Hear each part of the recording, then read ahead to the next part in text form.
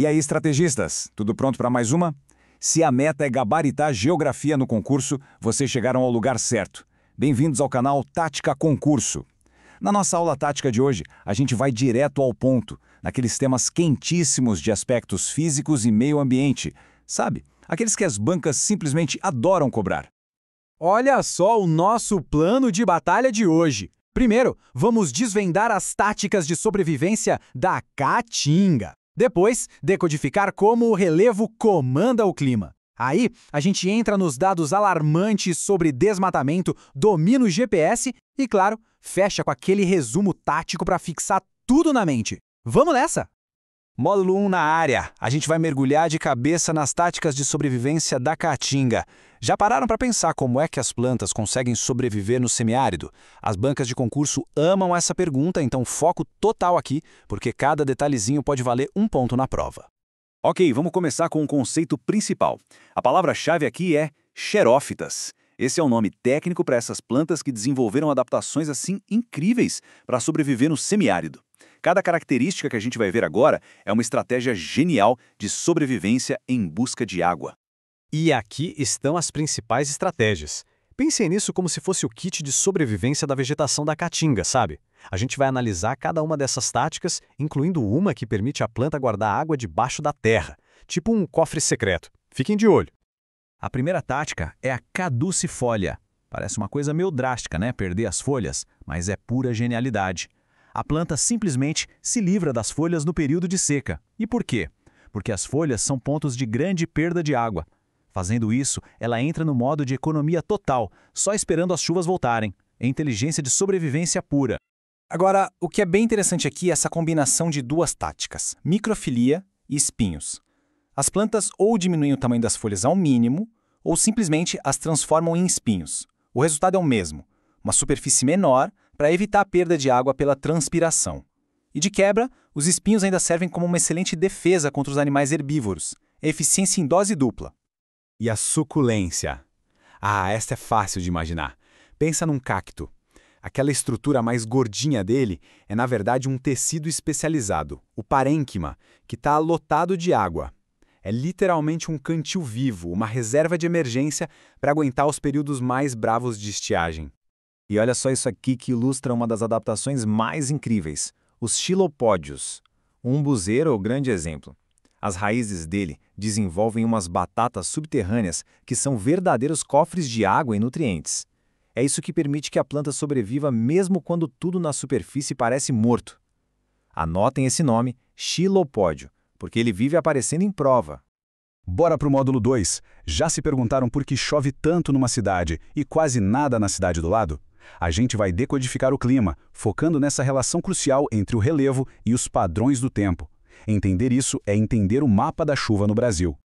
Para a gente entender o clima, primeiro a gente precisa organizar as ideias. Pensa assim, existem os fatores estáticos, que são as regras do jogo, sabe? A latitude, a altitude, o relevo, eles não mudam. E existem os fatores dinâmicos, que são os jogadores, as massas de ar, as frentes frias. A interação entre esse cenário e os jogadores é o que define o clima de um lugar.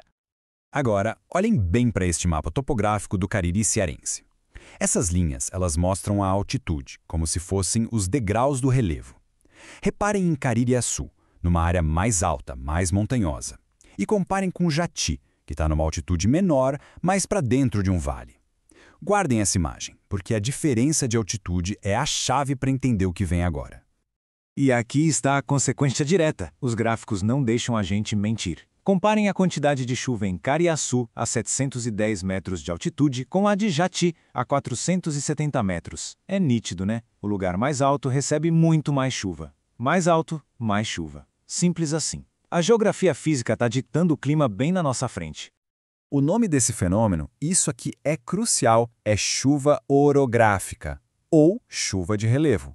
Pensa comigo, o ar úmido vem do oceano, aí ele bate na montanha, é forçado a subir, esfria lá em cima e a umidade se condensa, virando chuva. É um conceito fundamental e um dos temas favoritos das bancas. Tem que gravar, hein? Mudando de assunto agora, vamos para o módulo 3. Vamos falar de um tema quente, super atual e com uma probabilidade altíssima de cair na prova: desmatamento. Os dados que a gente vai ver são bem impactantes e mostram a dimensão de um problema que, no fim das contas, afeta todo mundo. Primeiro dado, direto e reto. No bioma Amazônia, dentro do estado Mato Grosso, 90% do desmatamento registrado foi ilegal. Um número tão absurdo que ele fala por si só. Isso faz a gente pensar, né? O problema é a falta de lei ou é a falta de fiscalização? E se o número da Amazônia já foi alarmante, olhem só o do Cerrado, no mesmo estado. A ilegalidade é ainda maior, chegando a 95%. Isso mostra que o Cerrado, que é o berço das águas do Brasil, está sofrendo uma pressão tão ou mais forte que a Amazônia. É um dado fundamental para qualquer redação ou questão sobre meio ambiente.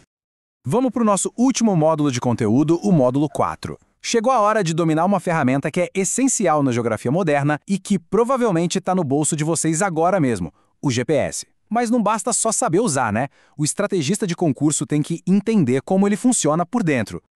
Então, como é que essa mágica toda funciona? O princípio é a triangulação. O aparelho GPS de vocês conversa com vários satélites ao mesmo tempo.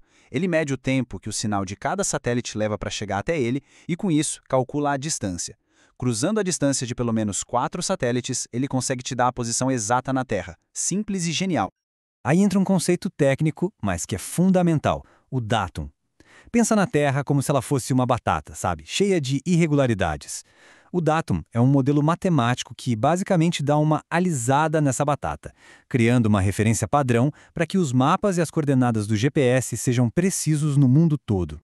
E agora, alerta de pegadinha de prova. As pancas adoram cobrar nomes e siglas. O datum padrão usado pelo sistema GPS no mundo inteiro é o WGS-84. Pensem, World Geodetic System e o ano de criação, 84.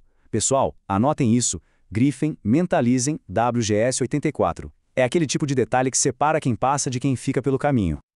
Muito bem, time! Passamos por todos os módulos. Agora é a hora da nossa revisão final, o resumo tático para a gente consolidar todo esse conhecimento e garantir que nada vai ser esquecido no dia da prova. Foco máximo agora.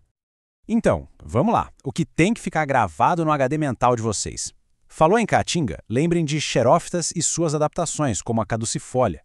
Clima e relevo, pensem em altitude gerando chuva orográfica. Meio ambiente, associem o desmatamento, principalmente no Mato Grosso, a altíssima ilegalidade. E GPS, a palavra-chave é triangulação e a sigla fatal é WGS-84. Fechado? E para a gente fechar, uma reflexão. A gente viu como o ambiente físico influencia a vida e como a ação humana impacta tudo isso de forma brutal. Pensando nisso tudo, na opinião de vocês, qual desses desafios ambientais que a gente discutiu aqui será o mais crítico para o futuro do nosso país? É uma ótima questão para refletir e aprofundar os estudos. E aí, curtiram essa aula tática? Então deixa o like, curtir, inscreva-se no canal e não esquece de acionar o sininho para receber mais aulas, hein? Compartilha com aquele amigo ou amiga que está focada nos estudos, manda esta aula para essa pessoa agora. Juntos a gente é mais forte. Até a próxima aula 03 e bons estudos!